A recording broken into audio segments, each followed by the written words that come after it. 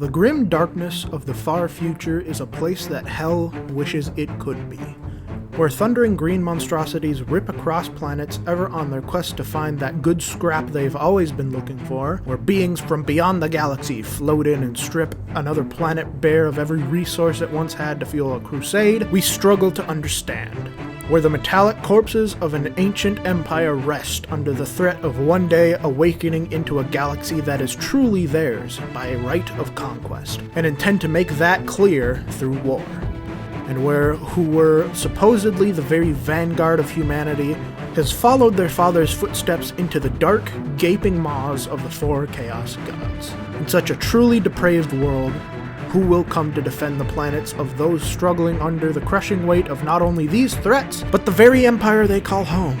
It isn't the sons of the Emperor, for they are too few and too precious to be expended in such a way. No, this task falls to the everyday man and woman. The willing and unwilling bravery of a man who wouldn't be much different than those who walk the streets of our relatively cushy world today. From this stock is taken the true sword of the Emperor, the shield of all of his subjects. From these untold billions is forged the Astra Militarum, the Imperial Guard. So do you like World War era military aesthetics?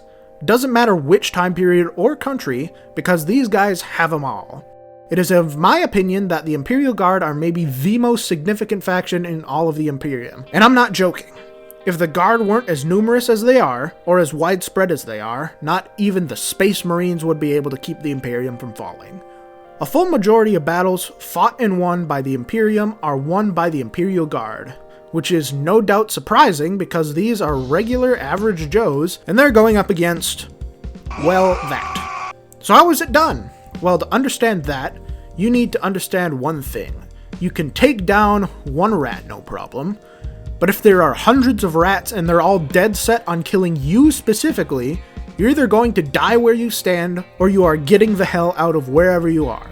The Imperial Guard is what is known as a horde army, specifically a ranged horde army, with the military philosophy that the Russians had at Stalingrad and Moscow in World War II, except stretched out over every front at all times. If you throw enough bodies at a problem, eventually, they're gonna solve that problem. And unfortunately for the enemies of mankind, these bodies aren't all waiting in line for a single gun. In fact, they're quite well armed, starting off with a single soldier. What is standard issue varies from regiment to regiment. However, they're all for sure getting a combat knife, a trench digging trowel, flak armor of some kind, and the humble working man's weapon, the las gun. So the las gun itself is often called a flashlight when it comes to 40k. It's a pretty hefty laser weapon by our standards, would no doubt outperform any weapon we have, but granted, we're not facing, well, that.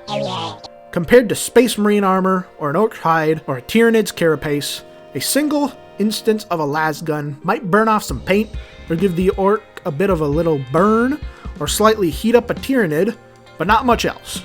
However, that is a single instance. There are thousands upon thousands of these guardsmen on these fronts, and they all have one of these, so the effect is more like said baddie getting thrown into the microwave. Enough sustained fire will melt through armor or take down the front line of orcs or Tyranids, and the man or woman responsible for making sure this sustained fire actually happens is known as the Commissar. The Commissar is maybe the most recognizable face in all of 40k, alongside the good old blue helmet of our favorite blueberries, and that's for a very good reason. They are literally purpose-built to have aura, and not just from an advertising standpoint. These are hardened commanders come out of what's known as the Schola Progenium, as these rock-solid motherfuckers with the jawline of a Greek god or goddess, mainly because they absolutely need to be. Their job is to ensure that the guardsmen don't break ranks. They're trained physically and reprogrammed mentally to not remember their lives before they were what they are now. They're given charisma, drive, and unyielding loyalty to the Emperor through the brutal courses at the Schola, all to craft a soldier that a guardsman will look up to and go, oh yeah, I'd die fighting alongside that person. And they genuinely would. The Commissar is going to be leading from the front with the troops fighting as hard as they can, because how else are you going to ensure that these conscripts don't run? Oh yeah, there's also... Yeah, the Commissars are still part of the most brutal regime imaginable, so they are authorized to do that, However, it's as the greatest of their number once said, shooting these guys too much will just get you shot as well. And he's right, the best commissars only use this measure as a last resort, because fragging is very much a thing in 40k, and the commissar also wants to be alive and well, of course. So that makes up the main meat of the front line of the Imperial Guard assault. However, there are still things that will join these guardsmen as the bones the meats rest on, and that's the heavy weapons platforms. And what everyone here is in this army to really have, tanks. There are also the abhumans, but I'll get to them in their own episode. They're that in depth. So the main tank that the Imperium deploys is what's known as the Leman Russ. Named after the Big Wolf himself, they're the most versatile and generally reliable option that the Imperium has. Below them are the Chimera, but they're also only really good for protecting guardsmen as they go to die at the front lines, rather than reducing enemies to rubble, which is the Leman Russ's job. So that's what the Russ is here to do. It has plenty of options, a bigger cannon variant, an anti-troop variant, a tank hunting variant with las cannons or plasma cannons, you name it. However, if they need some bigger steel, they can call in the Rogel Dorn. Essentially, this is just a much heavier and more armored chassis than the Russ. So it'll essentially be pushing towards more important parts along the battle lines and dueling with smaller and equally sized enemy vehicles. However, if they need some even more heavy metal on the ground, they call the likes of the Bane Blade. The Bane Blade is the most super heavy vehicle the Astra Militarum can call in, and is essentially a much heavier version of the Russ, given they both have a wild amount of variations across their respective rigs. In fact, the Bane Blade might actually have more. In any case, the Bane Blade is a very hard to replace piece of tech. However, it is a tank that is the size of a house. It can single-handedly win battles and is deployed in cases where the commander absolutely, positively needs whatever's on the other end to disappear. From here, you have your classic artillery lines with the Basilisk, scouting done by the Sentinels, and air superiority done by the Imperial Navy, not the Guard, through the Valkyries, making up a truly gut-wrenching thing to face as an enemy. And suddenly, it starts making more sense as to why these guys win most of the days for the Imperium needs one.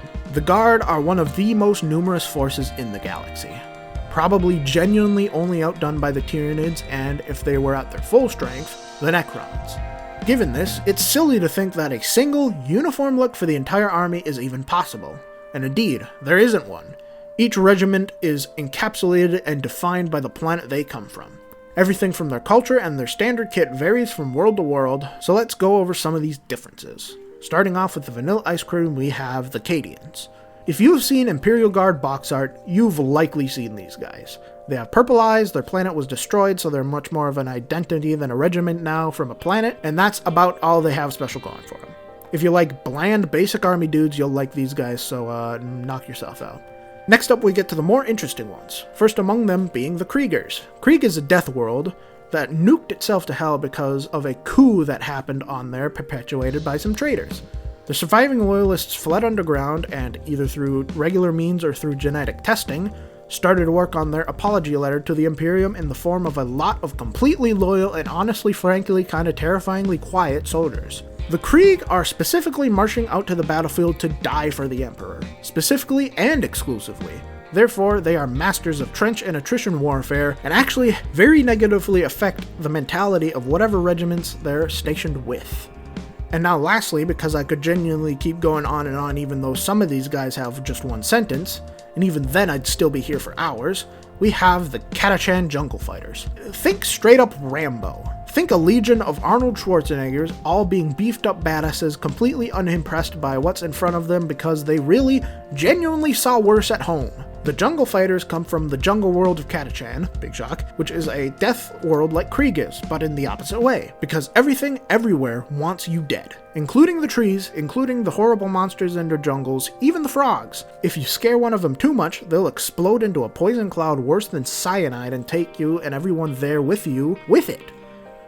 Growing up on this planet takes literally the peak of human physique at this stage of human evolution, which incidentally makes for a fantastic fighting force. Who would have guessed?